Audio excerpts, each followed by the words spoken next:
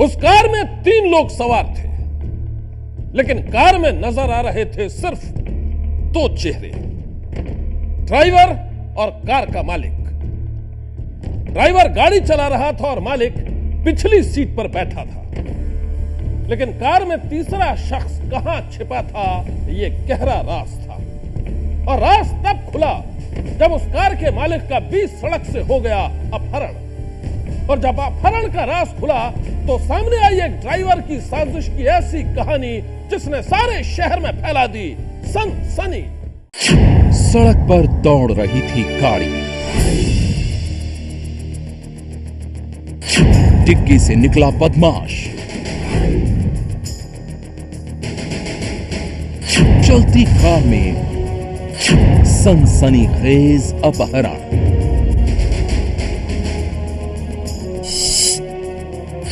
Driver का danger game. ये कहानी एक दगाबाज ड्राइवर की है। ये कहानी है एक कंपनी के वाइस प्रेसिडेंट की, गुड़गांव के रहने वाले संजीव कुमार की। संजीव को कुछ बदमाशों ने अगवा कर लिया था, लेकिन नोएडा पुलिस की तेज तहकीकात की बदौलत ये सही सलामत लौट आए हैं और इन्हें अगवा करने वाले पुलिस की गिरफ्त में हैं। संजीव के मुताबिक वो 30 दिसंबर 2013 का दिन था। वक्त हुआ था रात के तकरीबन 10:30 बजे। हर रोज की तरह संजीव नोएडा के अपने दफ्तर से घर के लिए निकले थे। उन्हें अपने घर गुड़गांव जाना था। गाड़ी उनका ड्राइवर सूरज चला रहा था। 14 दिसंबर को ही सूरज को संजीव ने बतौर ड्राइवर अपने यहाँ रखा था। कार सड़क पर दौड़ रही थी। किसी भी अनहोनी की आशंका से अनजान संजीव गाड़ी में सवार थे। इसी दौरान कार की डिग्गी से निकला एक बदमाश और उसने संजीव की कनपट्टी पर तमंचा लगा दिया। और गुड़गांव का टोल नाका जैसे ही हमने क्रॉस किया तो मेरे ड्राइवर ने किसी को एसएमएस किया। मुझे लगा शायद वो घर पे अपनी वाइफ को एसएमएस कर रहा है। तो अचानक से पीछे से एक बंदा मेरी गाड़ी से, आप डिग्गी से गाड़ी के अंदर आसानी से आ सकते हैं, उसके अंदर वो आ गया। उसके हाथ में एक गन थी और उसने बोला कि अब आप लोग मेरे कब्जे में हो। मैंने अपने ड्राइवर को बोला कि तू गाड़ी साइड में लगा ले, हम इसे पकड़ लेंगे। तो बोला सर इसके पास गन है। अचानक हुए इस हमले से संजीव डर गए। पहले तो उन्हें समझ में नहीं आया कि ये बदमाश गाड़ी की डिग्गी में आया कैसे, लेकिन जल्द ही उन्हें इस सवाल का भी जवाब मिल गया। उन्हें समझ में आ गया कि उन्हें अगवा करने की ये पूरी साजिश उनके ड्राइवर सूरज ने ही रची है। संजीव के मुताबिक सूरज और उसके साथी नवराज ने इन्हें बुरी तरह से मारा और फिर वो लोग इन्हें लेकर मेरठ की ओर रवाना हो गए। मेरठ में उनका एक और साथी गाड़ी में बैठ गया। संजीव के मुताबिक इस दौरान वो लोग जगह जगह इनके एटीएम कार्ड से पैसे निकालते रहे। उन्होंने मेरे को रैंसम कॉल से पहले बोला कि हमें 10 लाख रुपए चाहिए। तो मैंने उसको बोला कि 10 लाख रुपए तो मेरे पास जेब में नहीं होंगे, कोई तो आएगा लेके, तो कैसे करना है ये तो तुम बताओ। तो उन्होंने बोला एटीएम से निकालो। तो हम एटीएम गए। एक कार्ड मेरे पास मदर का था, उससे उन्होंने 40,000 रुपये के आसपास निकाले। मुझे एग्जैक्टली पता नहीं, उन्होंने मेरे से पिन ले लिया था। दूसरा कार्ड मेरा HSBC का था। वो उन्होंने, क्योंकि मेरे सर में बहुत चोटें थी, उन्होंने बहुत मारा है मेरे को, तो पिन गलत बता दिया मेरे मुंह से। वो कार्ड इन्होंने 3 बार मारा और ऊपर से सेविंग अकाउंट की जगह करंट अकाउंट में विड्रॉल करने की कोशिश कर रहे थे। वो कार्ड वहीं ब्लॉक हो गया। दूसरी ओर संजीव के घर न पहुंचने से इनके घर वाले भी बेहद परेशान थे। घर वाले बार बार संजीव के मोबाइल पर फोन कर रहे थे। संजीव के पास बार बार आने वाले फोन कॉल से परेशान होकर इन बदमाशों ने संजीव से कहा कि वो अपने घर वालों को एक झूठी कहानी सुनाए। बदमाशों के कहने पर संजीव ने अपने घर वालों से कहा कि उनकी गाड़ी से किसी शख्स का एक्सीडेंट हो गया है और गांव के लोगों ने उन्हें पकड़ लिया। वो सभी 10 लाख रुपए की मांग कर रहे हैं। फोन मुझसे कराया गया था बिकॉज उनके पास बार बार फोन आ रहे थे वेयर अबाउट्स जानने के लिए। तो मुझसे उन्होंने बोला कि तुम ये फोन करो ताकि तुम्हारे घर वाले शांति से बैठे। संजीव की इन बातों को सुनकर घर वाले बेहद डर गए। उन्होंने फौरन नोएडा पुलिस को इसकी खबर कर दी। नोएडा पुलिस ने फौरन संजीव के मोबाइल की लोकेशन को ट्रेस करना शुरू कर दिया। पुलिस के मुताबिक उन्हें संजीव के मोबाइल की लोकेशन से पता चला कि वो मेरठ में है। पुलिस ने फौरन मेरठ और उसके आसपास के इलाकों के थानों में किसी एक्सीडेंट के होने की तस्दीक की। इस पड़ताल में पुलिस को पता चला कि कहीं भी ऐसा कोई एक्सीडेंट नहीं हुआ जिसमें किसी की जान गई। इस खबर के मिलते ही पुलिस को इस बात का शक हो गया कि एक्सीडेंट की ये कहानी झूठी है। इनको ये आइडिया नहीं था, इनको ये था कि हमारे एक फैमिली मेंबर गायब हैं और एक्सीडेंट का उनको पता चला। लेकिन जब इन्होंने एक्सीडेंट वाली बात हमें बताई, हमारी टीम को बताई, तो वी वर कंसर्न्ड कि इस तरह का इशू होता तो कहीं ना कहीं हमें पता चल जाता उस एक्सीडेंट के बारे में। कहीं पुलिस थाने में रिपोर्ट होती, किसी आसपास के थाने में, तो हमने आसपास के जो हमारे मेरठ, गाजियाबाद, वहाँ पता किया कि कोई एक्सीडेंट में कोई डेथ तो नहीं हुई है। एक जो डेथ हुई थी वो रिपोर्ट हुई, वो अलग जगह पे थी, उसमें कोई ऐसा कंसर्न नहीं था। तो हमें ये लगा कि अगर एक्सीडेंट होता और उसमें डेथ होती तो ज़रूर कहीं ना कहीं रिपोर्टिंग होती। उस कहानी से हमें लगा कि इसमें शायद कोई और एंगल है, एक्सीडेंट का एंगल इसमें नहीं है। तो हमने उसी तरह किडनैपिंग को ध्यान में रखते हुए ही हमने अपनी टीमों को रवाना किया, उनको ब्रीफ किया और उसी तरह से हमारी सर्विलेंस टीम लगातार इस पे काम करती रही। पुलिस के मुताबिक उन्हें इस बात का यकीन हो गया था कि संजीव कुमार का अपहरण किया गया है। पुलिस ने टीमें बनाकर संजीव के मोबाइल की लोकेशन ट्रेस करनी शुरू कर दी। कुछ घंटों के बाद पुलिस को पता चला कि बदमाश संजीव को गाजियाबाद की हिंडन नदी के पास लेकर आए हैं। तो पुलिस ने जाल बिछाकर सूरज और नवराज को गिरफ्तार कर लिया और उनकी गिरफ्त से संजीव को आजाद करवा लिया।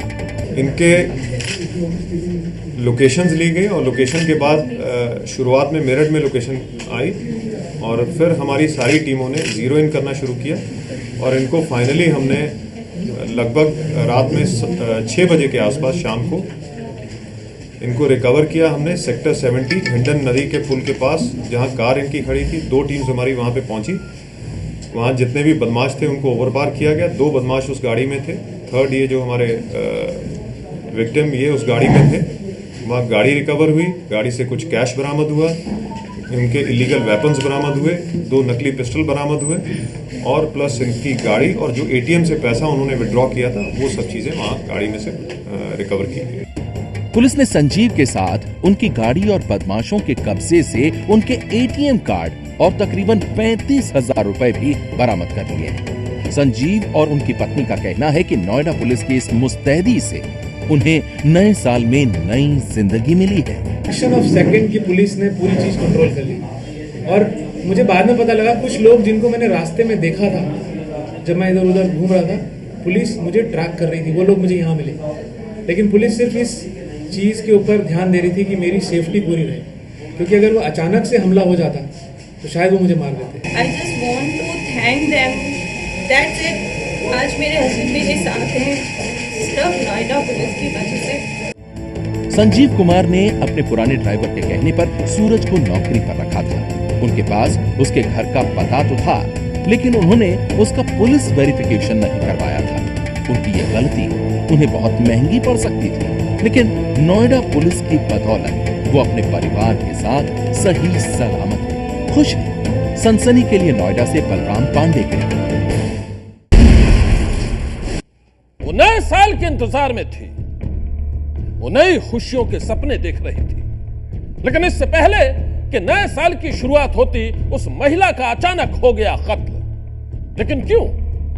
इस रहस्य से जब पर्दा उठा तो सामने आई बंद कमरे में खूनी खेल की एक बेहद खौफनाक कहानी। जब सारी दुनिया नए साल के जश्न में डूबी थी, उस वक्त दिल्ली से सटे फरीदाबाद के इस अपार्टमेंट में मौत का सन्नाटा पसरा था। ऐसी मौत जिसके खौफनाक रहस्य से हर कोई सकते में था।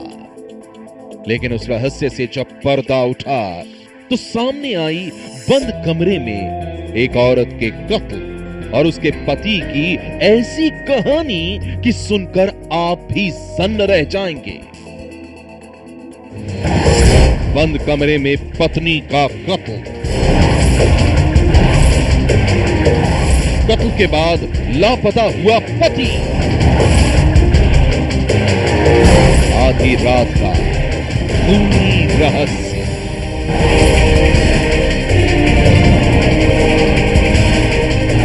फरीदाबाद सेक्टर 82 में ये वही ग्रैंड ट्यूरा अपार्टमेंट है जहां साल के आखिरी दिन अंजू ग्रोवर नाम की इस महिला के कत्ल से सनसनी फैली थी। अंजू ग्रोवर अपार्टमेंट के फ्लैट नंबर 901 में अपने पति और बच्चे के साथ रहती थी। 31 दिसंबर की सुबह अचानक ये खबर फैली कि अंजू का उसके ही फ्लैट में किसी ने कत्ल कर दिया है। फ्लैट नंबर 901 के बेडरूम में अंजू की खून से लथपथ लाश पड़ी। बच्चे भी घर में ही थे, लेकिन लोग इस बात से हैरान थे कि अंजू का पति अजय ग्रोवर घर से गायब था। सुबह इनकी बेटी का फोन मेरे पास आया कि मेरी मदर ऐसे बेड पे डेड पड़ी हुई है और मेरे पापा घर पे नहीं है। मैं वहाँ गया हूँ, भागा देखा तो ऐसे ही पड़ी थी, उनको मैं यहाँ लेके आया हूँ। किस तरह के निशान हैं कहीं पे? हाँ, गला भी कटा हुआ और हाथ में रिस्ट भी कटी हुई। किसी को समझ में नहीं आ रहा था कि अंजू अरोड़ा का कत्ल कैसे और क्यों हुआ, लेकिन मौके पर पहुंची पुलिस ने जब छानबीन शुरू की तो कत्ल के रहस्य की कड़ियां धीरे धीरे खुलने लगी और शक के घेरे में आ गया अंजू का पति अजय। पुलिस के मुताबिक 30 दिसंबर की रात अजय घर में ही था। बच्चे अपने कमरे में सोए थे, जबकि अजय अंजू के कमरे में था। पुलिस के मुताबिक तड़के करीब 3 बजे के आसपास अजय ने अपने सोए हुए बच्चों को उठाकर ये कहा कि वो कहीं जा रहा है। बच्चे उस वक्त कुछ समझ नहीं पाए, लेकिन जब सुबह हुई तो उन्होंने दूसरे कमरे में मम्मी की लाश पड़ी देखी। सुबह टेलीफोन आया था हमारे पास, एक 82 सेक्टर 82 में जे ब्लॉक 901 में एक औरत की हत्या कर दी है और कार्रवाई के लिए वहाँ पहुँचे। हम वहाँ पहुँचे तो उसकी लड़की अंकिता, तो उन्होंने अपनी स्टेटमेंट दर्ज कराई। पुलिस की माने तो उन्हें पूरा शक है कि अंजू का कत्ल उसके पति अजय ग्रोवर ने ही किया है। शुरुआती छानबीन में यह बात सामने आई है कि अजय का पत्नी से अक्सर झगड़ा होता रहता था, लेकिन इस झगड़े की वजह क्या थी ये अभी तक साफ नहीं है। पुलिस के मुताबिक 30 दिसंबर की रात अंजू की गला रेतकर हत्या की गई। उसके हाथों की नसें भी कटी हुई थी। पुलिस ने अंजू की बेटी के बयान के आधार पर अंजू के पति अजय ग्रोवर के खिलाफ हत्या का मामला दर्ज कर दिया है। मृतका की जो लड़की है उसके स्टेटमेंट पे हमने बयान दर्ज किया, मुकदमा दर्ज कर दिया और उसकी आरोपी की तलाश जारी है। तो पति के खिलाफ ये मामला दर्ज हुआ? पति के खिलाफ मामला। तो हत्या किस तरह से की पति ने? कुछ सीनो क्राइम से क्या लग रहा है? ये सीनो क्राइम से तेज धार हथियार से उसकी गर्दन काटी है। फरीदाबाद पुलिस पत्नी के कत्ल के आरोपी अजय ग्रोवर की तलाश कर रही है, लेकिन उसका कहीं अता पता नहीं है। उसकी गिरफ्तारी के बाद ही पता चलेगा कि 30 दिसंबर की रात इस अपार्टमेंट के फ्लैट नंबर 901 में आखिर क्या हुआ, आखिर क्यों पत्नी के कत्ल के बाद लापता हो गया है पति। सनसनी के लिए फरीदाबाद से दीपक गौतम की रिपोर्ट। जिस इलाके में वो लड़की रहती थी, जिन रास्तों से वो हर रोज गुजरती थी, उसी जाने पहचाने रास्ते पर एक रोज उस लड़की को मिल गया कोई अजनबी, एक ऐसा शख्स जिसने राह चलती अकेली लड़की की तरफ मदद के लिए हाथ बढ़ाया था।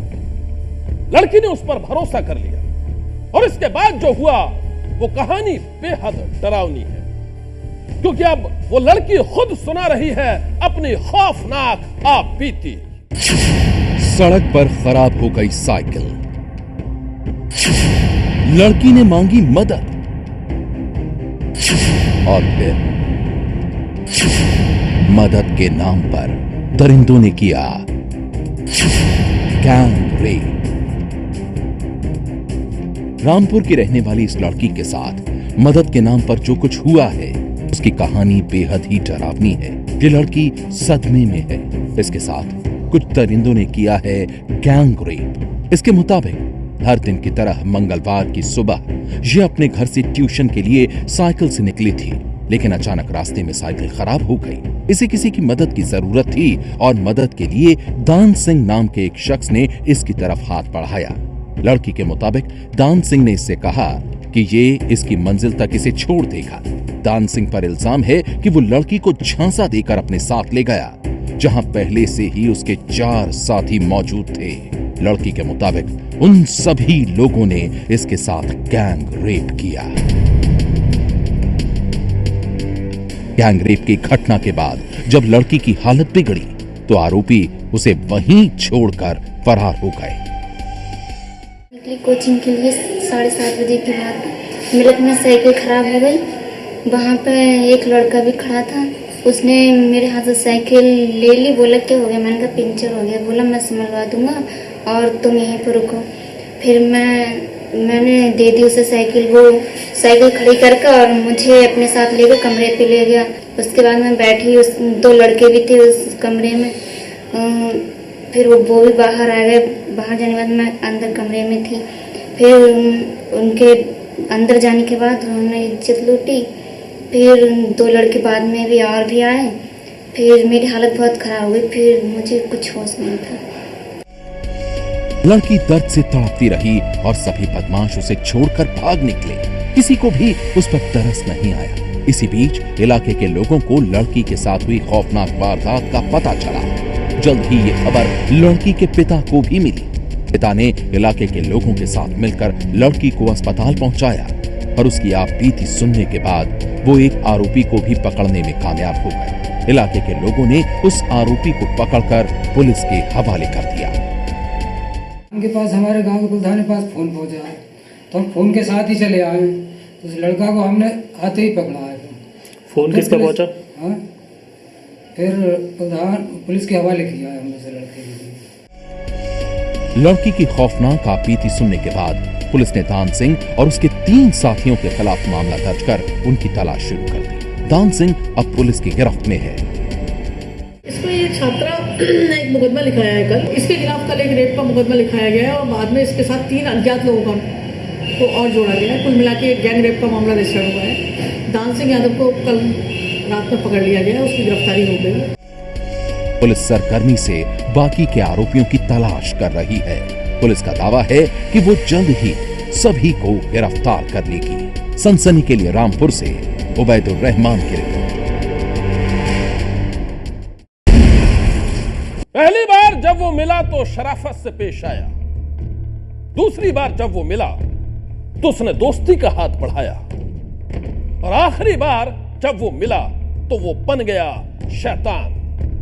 और अब उसकी घिनौनी करतूत की कहानी सुना रही है एक लड़की। रेस्टोरेंट में दोस्ती, कार में बलात्कार, एक लड़की की खौफनाक आपबीती। नोएडा की रहने वाली इस लड़की की कहानी सुनेंगे तो सन्न रह जाएंगे। इस लड़की के मुताबिक ये प्रॉपर्टी डीलिंग का काम करती है। एक रोज जब ये खाना खाने नोएडा के एक रेस्टोरेंट में गई थी, वहीं इसकी मुलाकात अनिल चौहान नाम के एक शख्स से हुई। अनिल भी प्रॉपर्टी के कारोबार से जुड़ा था और इसलिए जब अनिल ने इसकी ओर दोस्ती का हाथ बढ़ाया तो इसने बिना किसी शक के उसकी दोस्ती को कबूल कर लिया। रेस्टोरेंट है हमारी, वहाँ पे पहली बार मुलाकात में कंटिन्यू वहाँ पे जाया आया करती थी। उसके बाद में ये भी मतलब आते जाते रहते थे। कंटिन्यू जाने के बाद में मेरी इनसे ऐसे ही हेलो हाय हो गई। इन्होंने मेरे से पूछा मैम आप क्या करती हैं? मैंने बोला कि ऑलरेडी मैं भी रियल एस्टेट में हूँ। तो इन्होंने मेरे से ये बोला कि रियल एस्टेट का काम मेरा भी है। ऑलरेडी मेरा अपना खुद का यहाँ पे 75 में क्या बोलते हैं काम चलता है और क्या बोलते हैं 71 में मेरा खुद का अपना साइड है। इस लड़की के मुताबिक अनिल इसके साथ बेहद ही शराफत से पेश आता था और इसलिए इसे कभी भी उसकी नीयत पर शक नहीं हुआ। एक रोज अनिल ने इससे एक साइट दिखाने की बात की और फिर अपनी गाड़ी में बिठा लिया। लेकिन रास्ते में इसके साथ जो हुआ उस कहानी ने बर्बाद कर दी इसकी जिंदगी। उन्होंने मेरे से ये बोला था कि क्या बोलते हैं आप एक चाहो तो मेरा साइड देख लो, बट मैंने उन्हें बोला ठीक है देख लेंगे। उन्होंने मेरे को गाड़ी में बैठाया। गाड़ी में बैठाने के बाद में उसके बाद में मेरे से रास्ते में उन्होंने बोला कि कुछ कोल्ड ड्रिंक्स वगैरह लेते हैं, ठीक है। उसके बाद में उन्होंने कोल्ड ड्रिंक्स लिया। मैंने मना भी किया बट फिर भी उन्होंने मेरे को नहीं बोला, फोर्स किया कि cold drinks P low. Cold drink पीने के बाद में मुझे क्या हुआ मुझे खुद नहीं पता, मैं बेहोश हो गई। बेहोश होने के बाद में उसके बाद में 1-1.5 घंटे बाद में समथिंग मुझे जब होश आया और जब मेरी आंखें खुली तो मेरे बॉडी पे एक भी कपड़े नहीं थे। इस लड़की की माने तो अनिल ने धोखे से इसके साथ न सिर्फ बलात्कार किया था बल्कि उसने इसकी अश्लील फिल्म भी बना ली थी। वो धमकी देता था अगर तुमने बलात्कार की ये बात किसी को बताई तो तुम्हारी अश्लील तस्वीरों को इंटरनेट पर डाल दूंगा। पूरी दुनिया में तुम्हें बदनाम कर दूंगा। इस लड़की के मुताबिक बलात्कार के बाद अनिल की धमकियों से डरकर ही इसने एक बार खुदकुशी की भी कोशिश की, लेकिन ये बच गई। और फिर इसने अनिल की घिनौनी करतूतों को उजागर करने का फैसला कर लिया। ये नोएडा के सेक्टर 20 थाने में पहुंची और फिर अनिल के खिलाफ बलात्कार और ब्लैकमेलिंग का मामला दर्ज करा दिया। कि जब मैं रोने लगी कि मेरे साथ में आपने ये सब क्या कर दिया है, तो इन्होंने मेरे से एक चीज़ बोला कि पता नहीं मुझे क्या हो गया था, मुझे खुद नहीं पता, ठीक है। और क्या बोलते हैं, मैंने जब रोया फिर उसके बाद में इन्होंने बोला कि ज़्यादा मतलब शोर मत मचाओ, ज़्यादा ये मत करो, तुम्हारी मैंने वीडियो बना ली है, मैंने तुम्हारी फ़ोटोज़ ले लिए हैं, अगर तुम ज़्यादा शोर मचाओगी तो मैं ये नेट पे लोड कर दूंगा। ये सुनील चौहान छपरौली सूरजपुर के रहने वाले हैं। इनके विरुद्ध 376 आईपीसी का अभियोग पंजीकृत किया गया है, विवेचना प्रचलित है और उन्हें गिरफ्तार करने के लिए संभावित ठिकानों पर दबिश दी जा रही है। पुलिस के मुताबिक पीड़ित लड़की ने आरोपी प्रॉपर्टी डीलर अनिल चौहान पर बलात्कार और ब्लैकमेलिंग के जो आरोप लगाए हैं वो बेहद संगीन हैं और अब आरोपी को पकड़ने की कोशिश की जा रही है, जो पुलिस से बचने के लिए कहीं छुप गया है। सनसनी के लिए नोएडा से बलराम पांडे की रिपोर्ट। सनसनी में आज बस इतना ही। आप रहिएगा होशियार, सन्नाटे को चीरती सनसनी कल फिर देगी दस्तक आपकी दहलीज पर। सनसनी